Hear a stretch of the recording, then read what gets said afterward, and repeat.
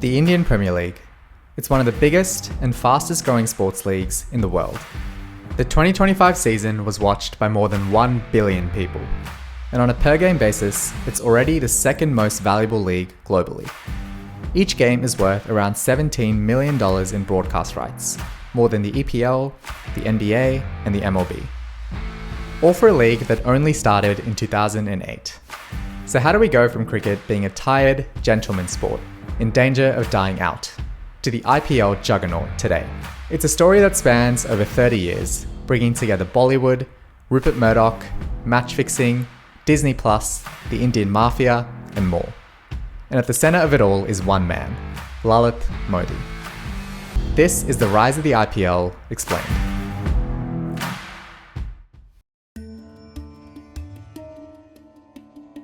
It's the 1990s. At this point, all cricket is international, played between countries like India, Australia, England, and New Zealand. There's no concept of city-based franchises like you have in the NFL or the EPL. In India, the national cricket team is becoming must-watch television. They unexpectedly won the World Cup in 1983, electrifying the nation. And rising stars like Sachin Tendulkar are proving that India can play on the world stage, just as the economy begins to globalize. At the same time, TV penetration in households is increasing rapidly, and Rupert Murdoch's Star is the place to watch cricket. Enter Lalit Modi. He comes from a wealthy family and is looking to make his own mark. He spent his college years at Duke University in the US, where he saw just how big a business sport could be. He smells an opportunity to do the same for cricket. Together with his partners at ESPN, Lalit goes to the BCCI, the Indian Cricket Board, and says, "We can pay you more for these rights than Murdoch can." And the BCCI agrees. They sign a $20 million deal with Lalit and ESPN to broadcast international cricket games, a sum of money the BCCI has never seen before. And for the next few years, Murdoch's Star and Modi's ESPN bid back and forth until they eventually decide to merge in 1996. But Murdoch is furious that Lalit essentially started an unnecessary bidding war and kicks him out of the merged company. And now Lalit is furious. He hatches a plan to strike back at Murdoch and take back his crown jewel. No, I'm going to go after him. I said, I can only go after him and do something about it if I own or run something that he wants. And what is that one thing he wants? That money can't buy him. It's cricket. So he wages a nearly 10-year-long campaign to get on to the BCCI. In 2005, he's finally elected as vice president, and he comes in like a wrecking ball. First, he goes to the lead sponsor of the Indian team, the Sahara Group. He says, "You're only paying $100,000 a year to sponsor this team. I think you should be paying $100 million. That's 1,000 times as much." And Sahara accepts. They know, given how popular cricket is, that it's still a pretty good deal. Lalit then sees that the Indian kit has no sponsor and kicks off an auction. Nike ends up winning at $44 million to put their logo on the jersey.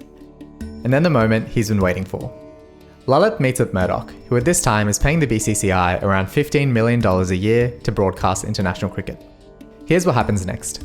Breaking news. Lalit Modi tears up Rupert Murdoch's contract and has decided to rebid all the rights, and the minimum price is $500 million. You got 48 hours. What did Rupert do? Rupert was furious. I will sue you. Cancel. I'm going to do that. Nobody's going to bid for your rights. Well, Murdoch is wrong. Lalit sells the rights to a new broadcaster called Nimbus for $612 million for 4 years. It quickly becomes the #1 sports channel in India, leaving Rupert Murdoch out in the cold. So within just a few months, Lalit has made the BCCI an economic powerhouse, netting them $150 million in annual sponsorships and $150 million in annual TV rights from the Nimbus deal. And more importantly for him, he's got his revenge on Murdoch. But of course, Lalit is not done yet. It's now the mid-2000s. Cricket is in trouble. There are two forms of cricket being played. Test cricket, the traditional 5-day form of the game, and one-day cricket, which still takes a whole day to play. Both forms are dying out, particularly in England, where cricket was invented. Stadiums are empty, and the younger generation just isn't interested. So in 2003, the England Cricket Board tries something drastic. they introduced a new format into their domestic competitions called T20. Each team would only bowl 120 balls or 20 overs, meaning a game could be finished in under 3 hours. And it starts to work. The ECB televises some of these domestic matches, and younger people start paying attention again. You eventually get the first T20 international match between Australia and New Zealand in 2005. But at the time, the format is still considered a joke. Players come out in wigs, and the umpire jokingly red cards players. But Lalit sees potential. He thinks he can launch a domestic T20 league in India by 2009. But two things happen that accelerate his timeline. The first is that a rebel T20 league pops up in 2007 called the Indian Cricket League, or ICL. They announced city-based franchises and a plan to lure stars from all over the world. It sounds a lot like the future IPL, and it's backed by the big Indian broadcaster Zee TV. Lalit and the BCCI panic. They know the economic potential of a league like this, and they want to be fully in control. So they hamstring the ICL. They say that any Indian player who plays in the ICL is banned for life from playing for India. Ultimately, the ICL doesn't succeed, but the whole ordeal lights a fire under Lalit. The second thing is that India unexpectedly wins the inaugural T20 World Cup in 2007. India is initially lukewarm on T20. They end up resting their star players and send a team of kids to play in this World Cup in South Africa. No one expects much. But during the group stages, Lalit sees an opportunity to create some excitement. Here's what he tells these group of kids. So I go into the dressing room of the Indian team. I said, guys, can we make something happen out here? So I said, anybody who hits 6 sixes or takes 6 wickets in an over, I will give you a Porsche from my pocket. And in one group stage match against England, a young star named Rupert Singh pulls it off. 6 sixes in 1 over. The crowd and millions of Indians back home go insane. The next thing you know, India is in the finals against their arch rivals Pakistan. And they end up winning in the most dramatic fashion in the last over, with over 400 million people watching back home. When they come back to India, they end up doing this huge open-top bus parade that stops Mumbai in its tracks. T20 cricket is here, and Lalit knows the IPL is ready to launch. Lalit knows that there are 3 things you need to make a sports league successful. Number 1, the best players in the world. Number 2, financially sustainable teams. And number 3, a competitive league, where any team has the chance to win it all. He's already made progress on number 1. The BCCI controls the contracts of all the Indian players, and Lalit has been wining and dining the best overseas players to get them on board. For number 2, you need to ensure that each team can consistently turn a profit. For that, each team needs to bring in enough revenue to at least cover its costs. The main issue here is that you need to be able to get broadcasters to pay enough money for the TV rights. This is easier said than done. Broadcasters will only pay as much as they think advertisers will pay them for ad slots during the games. The issue is that Lalit has already saturated the market by recently selling the $620 million deal to Nimbus. Lalit's genius insight here is to appeal to an entirely different demographic for advertisers: women. And the way to do this is to combine the IPL with the other big moneymaker in India, Bollywood. Luckily, Lalit went to school with Bollywood superstar Shah Rukh Khan. He knows that if he gets Shah Rukh Khan on board, everything else will fall into place. I said to Shah Rukh, you need to own a cricket team. He says, Lalit bhai, I don't know what cricket is. He said, I don't know anything about cricket. If you tell me you're investing, I trust you.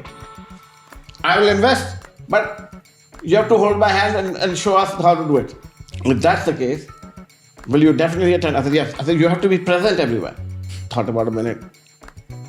You know, I have a film commitment. I said, this will be bigger than your film. Started laughing. I said, this will be bigger than anything. Now that he has Shah Rukh Khan committed, Lalit thinks that he can get at least $1 billion for the IPL over 10 years, or $100 million a year. He goes to Sony, but they're only willing to pay $60 million and only for 1 year. But Lalit really wants to lock in a long-term deal.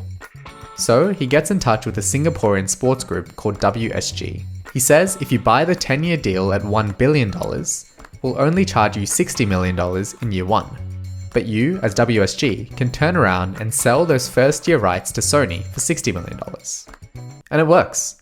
WSG and Lalit announced a 10-year $1 billion deal, and it rocks the cricketing world. Off the back of this news, Modi launches an auction to sell IPL franchises based in cities around India. He sets the minimum price for each team at $50 million over 10 years, or $5 million a year. But in the first year, Lalit will distribute $40 million of the $60 million media rights revenue to each of the 8 teams. So, each team costs a minimum of $5 million, but the owners are also guaranteed at least $5 million in revenue. It's a pretty sweet deal, and the auction is a success. Shah Rukh Khan, of course, buys the Kolkata Knight Riders. Another Bollywood A-lister, Preeti Zinta, buys the Kings 11 Punjab, and India's richest man, Mukesh Ambani, buys the Mumbai Indians for $112 million. The last element is making the IPL as competitive as possible. Here, Lalit innovates again with the player auction. He introduces a hard salary cap of $5 million for each team. Each team can spend this $5 million during an auction night, where players are sold to the highest bidder, like rare artworks. Each player goes for their market value, and no team can become overpowered. The auction becomes an international TV spectacle, and some players become millionaires overnight. We know a player who was the best in his team, and his 12-month contract was $100,000, and then he went to the IPL the same year. So a 12-month contract of $100,000. His IPL contract was 1.2. Now look at that. For 6 weeks. Now How does he not sign that deal? Finally, the IPL launches in 2008, and it's an instant success. The first game is a dream for Lalit, with Brendan McCullum from New Zealand scoring 158, a score never before imagined in T20 cricket. There were fireworks, cheerleaders, and all the glitz and glam of US sports. And it's all up from there. On average, in just its first season, 5% of all Indian televisions tune in to the IPL, and 10% of televisions tune in for the final. And in true Moneyball fashion, the Rajasthan Royals, the team that spent the least money, ends up winning the league. Off the back of this success, Lalit ends up renegotiating the TV rights deal with Sony in 2009, now charging $1.6 billion until 2017. Unfortunately for Lalit, things do not continue to go as smoothly. After its second season, 2 new franchises are auctioned off, Kochi and Pune. Kochi goes bankrupt after just its first season, and Pune after its second season. Then after the 2010 season, the BCCI comes for Lalit. He's suspended on 22 charges, including accepting kickbacks, awarding contracts to his friends, meddling in auction results, and betting on games. Modi ends up fleeing to London. He claims his innocence to this day and that he only left because the Indian mafia had put out a hit on him. Either way, he hasn't stepped foot in India since.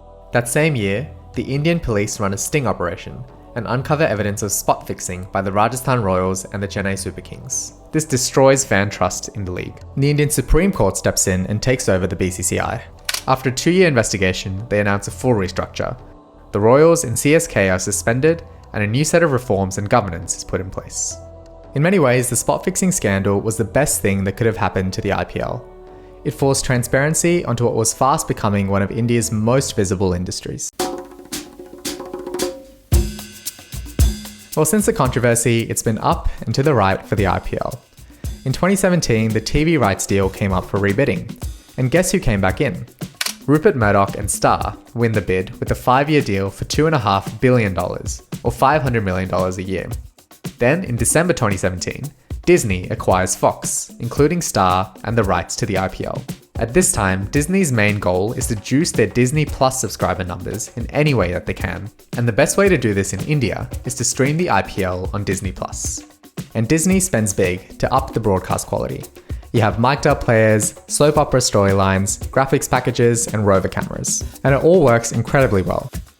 Over 460 million people tune in to the 2019 season. And in 2022, the broadcast deal comes up for rebidding again. And this time the numbers are truly staggering. The rights are split into 4. Disney again snags the Indian TV rights for around $3.1 billion. But a new bidder called Viacom18 pays another $3.1 billion for the digital streaming rights in India, as well as both the international TV and digital rights. So in total, that's a $6.2 billion 5-year deal, or roughly $1.25 billion per year. On top of this, you've got central sponsorships from companies like Tata coming in at $150 to $200 million a year, meaning the IPL pulls in at least $1.5 billion a year before taking ticket revenue into account. All this for a league that plays only 74 games in a 3-month window between March and May every year.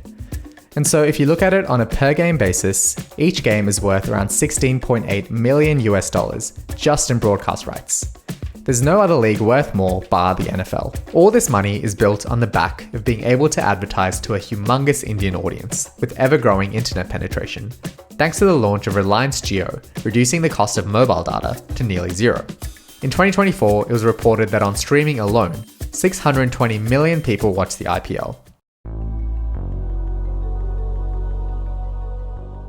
The IPL shows no sign of slowing down.